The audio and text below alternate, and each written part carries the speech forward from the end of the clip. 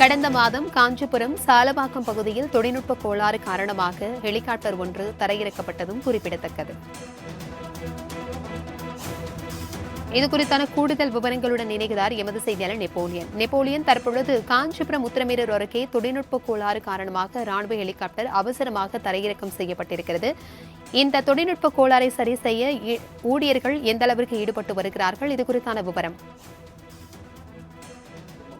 அதாவது வானத்துல வட்டமடிக்கக்கூடிய ஹெலிகாப்டர்களை பொதுமக்கள் கீழே இருந்து வேடிக்கை பார்ப்பது வழக்கம்.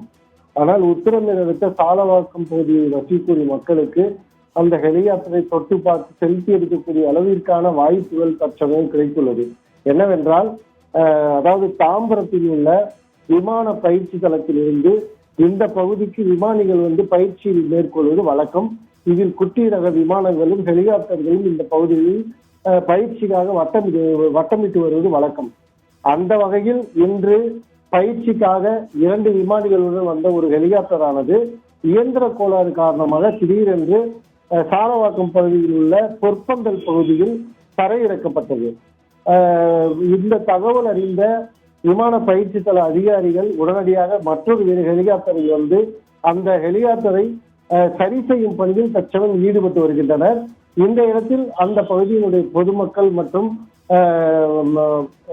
அந்த ஹெலிகாப்டரிடம் சென்று அதை தொட்டு பார்த்து செல்ஃபி எடுத்து வருகின்றனர். கடந்த மாதம் இதே போன்று இந்த பகுதிக்கு வந்த ஒரு ஹெலிகாப்டர் ஆனது பழுதடைந்து சாலவாக்கம் அருகே ஹெலிகாப்டர் தரையிறங்கியது. அதையும் விமானத்தள பயிற்சி அந்த தொழில்நுட்ப வல்லுநர்கள் சரி செய்து இந்த ஹெலிகாப்டரை கொண்டு சென்றனர். தொடர்ச்சியாக இந்த பகுதியில் ராணுவ ஹெலிகாப்டர் ஆனது பழுதடைந்து கீழே தரையிறங்குவதானது தொடர்கதையாக வருகிறது. தற்சமயம் சாலவாக்கம் போலீசார் அந்த ஹெலிகாப்டர் இருக்கக்கூடிய பகுதியில் பாதுகாப்பு பணியில் ஈடுபட்டு வருகின்றனர்.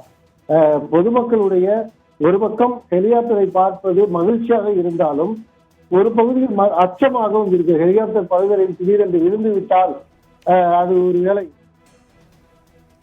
தகவல்களுக்கு நன்றி நெப்போலியன்.